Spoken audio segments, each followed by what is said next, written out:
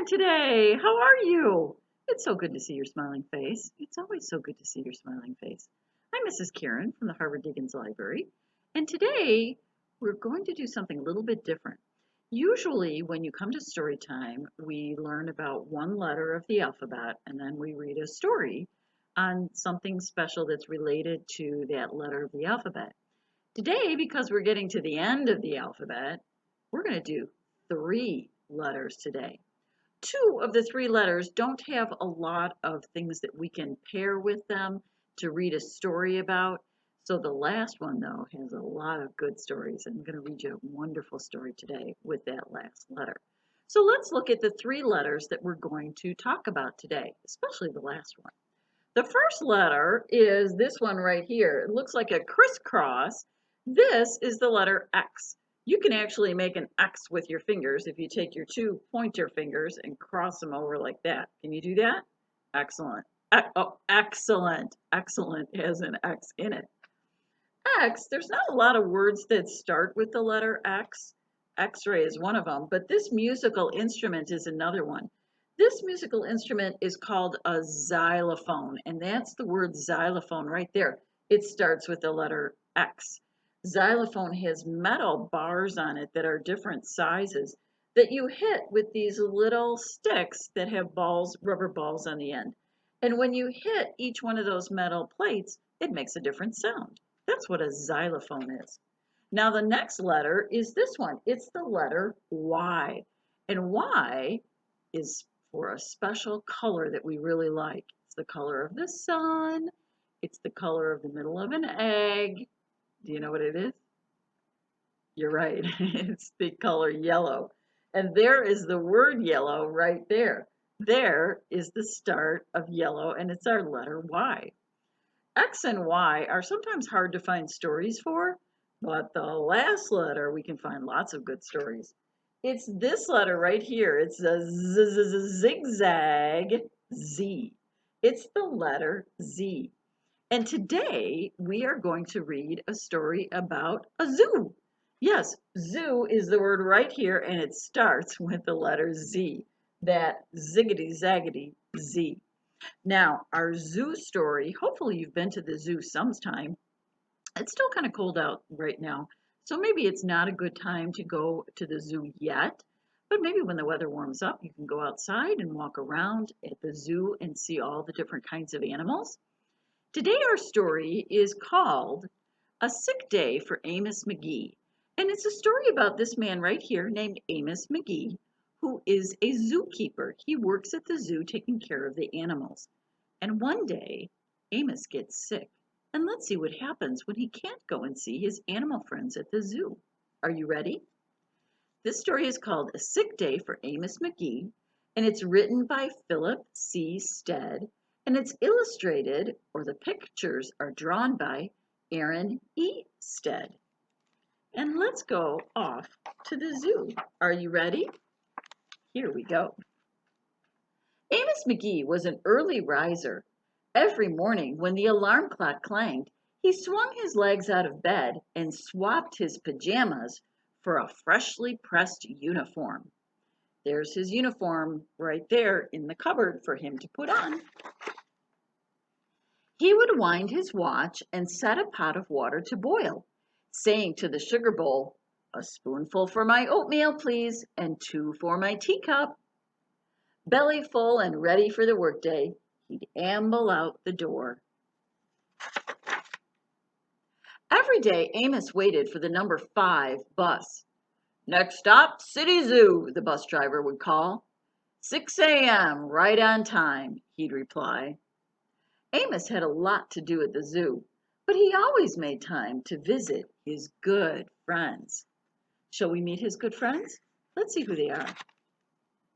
He would play chess with the elephant, who thought and thought before making a move.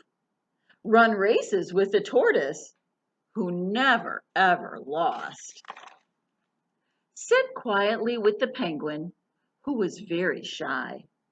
Lend a handkerchief to the rhinoceros, who always had a runny nose. And at sunset read stories to the owl, who was afraid of the dark. One day Amos awoke with the sniffles and the sneezes and the chills. He swung his achy legs out of bed, curled them back again, and said, "Ugh, I don't think I'm going to work today." He doesn't sound too good, does he? Meanwhile, at the zoo, the animals waited for their friend. The elephant arranged his pawns and polished his castles. Pawns and castles are names of chess pieces. The tortoise stretched his legs and limbered up. The penguin sat patiently all by himself. The rhinoceros worried that his allergies were worsening. The owl perched atop a tall stack of storybooks, scratching his head with concern. Where is Amos? The animals wondered. They're missing their friend, aren't they? Later that day, do you see what they're doing? There's the sign for the city zoo, and are they staying in the zoo? No, they're not. They're leaving the zoo. Where do you think they might be going? Shall we turn the page and find out? Let's. Later that day, there they are, waiting at the bus stop. And what did they do when the bus stopped?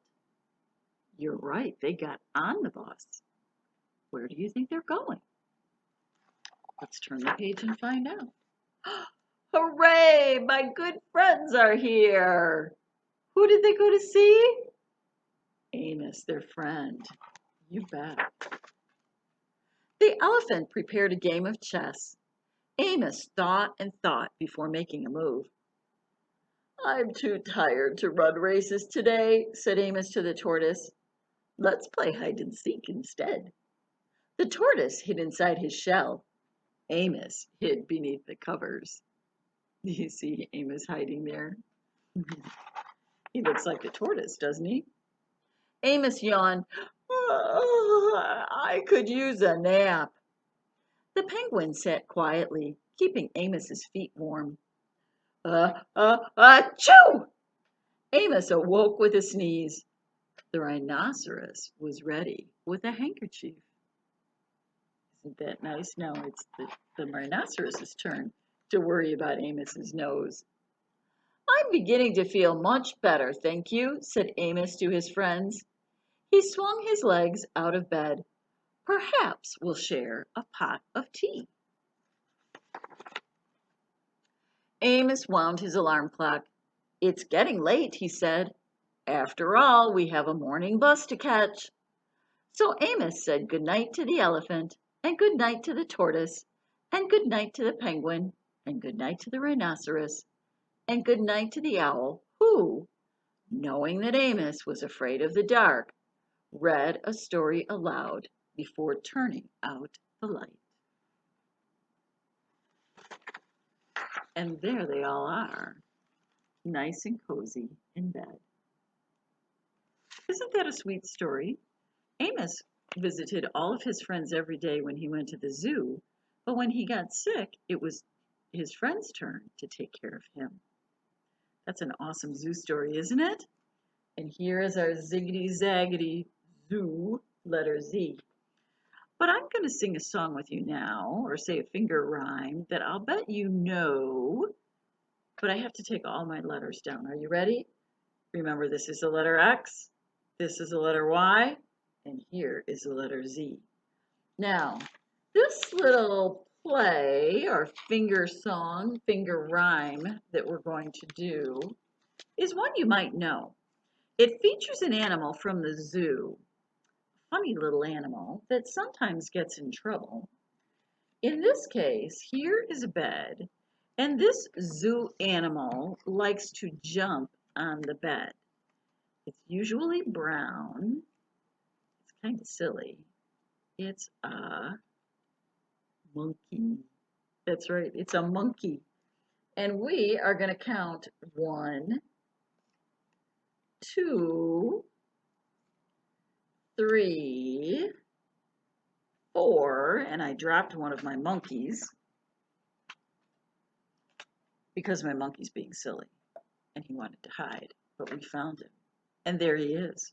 He's number 5. Very good. Can you show me 5 fingers?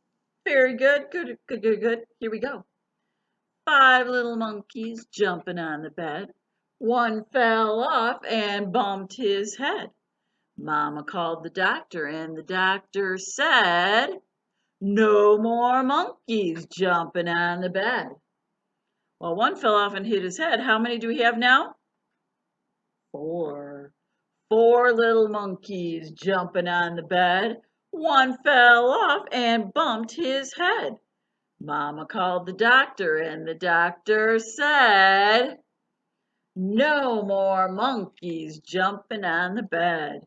Very good. How many monkeys do we have left? Shall we count them? 1, 2, 3. Good. 3 little monkeys jumping on the bed. One fell off and bumped his head. Mama called the doctor, and the doctor said, "No more monkeys jumping on the bed." Now we have how many? 1, 2. Show me 2 fingers. Good for you. 2 little monkeys jumping on the bed. One fell off and bumped his head. Mama called the doctor, and the doctor said, "No more monkeys jumping on the bed." Well, if number 2 jumped off, now how many are left? You're right, 1. Do you think he's going to jump on the bed? Yeah, he is. 1 little monkey jumping on the bed. He fell off and bumped his head. Mama called the doctor, and the doctor said, "No more monkeys jumping on the bed." Are there any more monkeys jumping on the bed? No, there are not. They all learned their lesson, do you think? I don't know. I'll bet they'll come back and jump on the bed. Shall we count them again? 1, 2, 3, 4, and 5. 5 little monkeys that probably should be back at the zoo, right?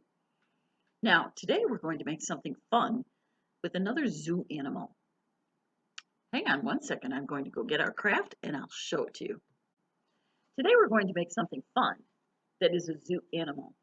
This is a panda bear. Pandas originally are from China, and there's not very many of them in the world, but they're oftentimes kept in a zoo so that we can see them and so that zookeepers can try to raise more panda bears for the world. Now, we used something special to make this panda bear. He looks all fuzzy and furry, but what we're going to do is we're going to use some paint and a fork to make the panda's fur. Do you want to see how we're going to do it? Let me show you. I'll give you a list of supplies.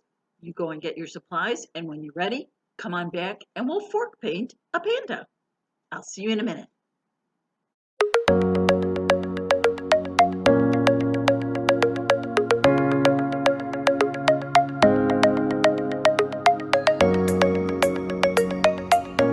Who's ready to do some fork painting? Let's get started and make a fork painted panda. The first thing you'll need is to put down some newspaper on top of your table. This way you won't get any paint on your nice table. Then use a piece of construction paper as your background. Next, pour some white paint on a paper plate, so this will be your work area, and grab yourself a plastic fork. The next thing you're going to do is dip the tines, or the part of the fork that you eat with, those are called the tines. Dip the tines into the white paint and then gently start pressing the tines of the fork onto the paper. As you work, turn the paper around and around in a circle so you make a nice round shape with your painted area. We want that round shape so our panda has a round face, just like so. Now I'm going to put another layer of paint down and keep turning my paper as I paint, just like so. A little bit more paint. Keep turning around, and this will give your panda a nice fluffy face. And just a little bit more when it looks like your fork is getting a little low from paint. And then let's put another layer on, another level beyond that. So we're just making slowly but surely, we're making our circle bigger and bigger as we add more paint with our fork. This is kind of fun, isn't it? Who would have thought that you could paint with a fork? It's really pretty fun, isn't it? You could use this idea if you had orange paint. You could use this idea to make a tiger.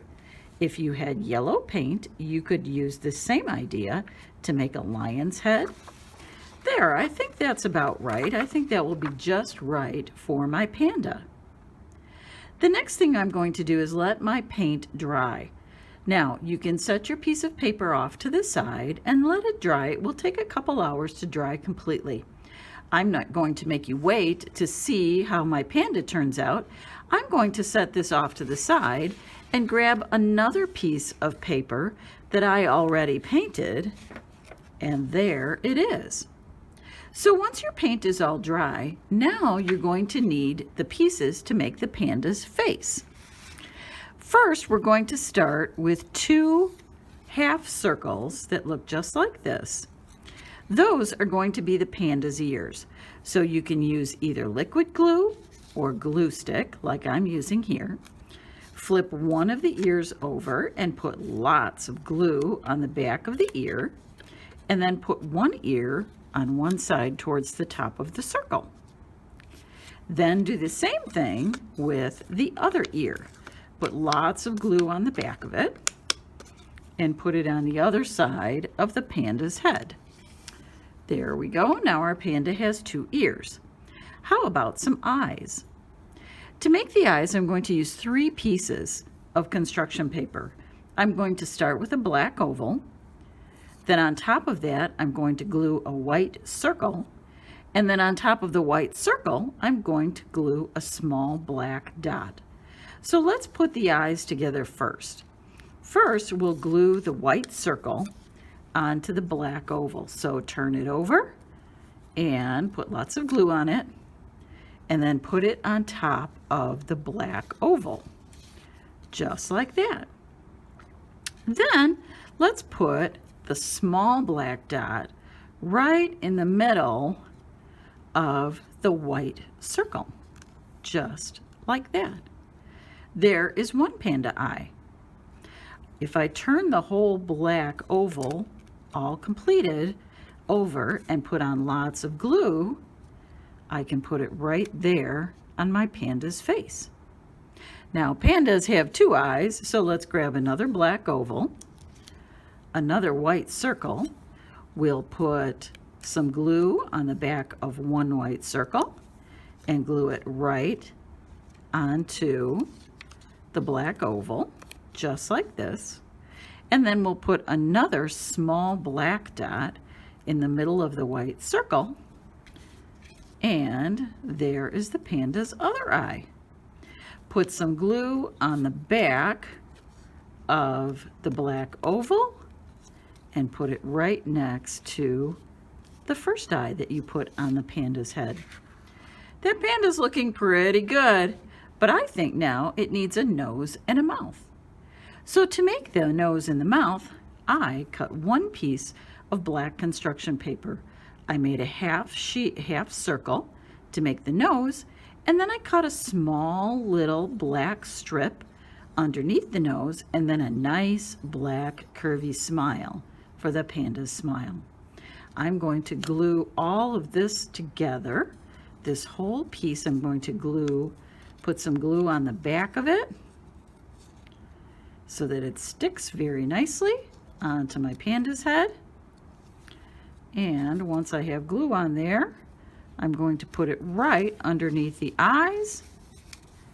And there is my panda's face. He looks just like a real panda in the zoo, doesn't he? Did you have fun making your fork painted panda? It's pretty fun to paint with a fork, isn't it? I hope you try it again sometime. Thanks so much for joining me today for story time to learn about the letter X and the letter Y, and most importantly, our zigzag Z, letter Z for zoo.